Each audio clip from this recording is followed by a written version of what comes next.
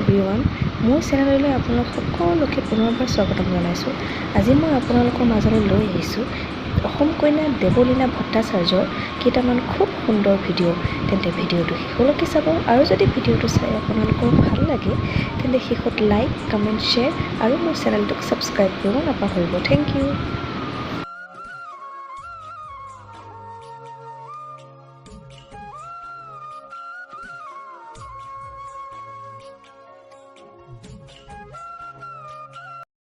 মিঠা কথাৰে মন উপচাইলে জুকি চাহনিৰে ব্যথা পাহৰাই হৃদয়লে অহা যোৱা কৰা সঘনা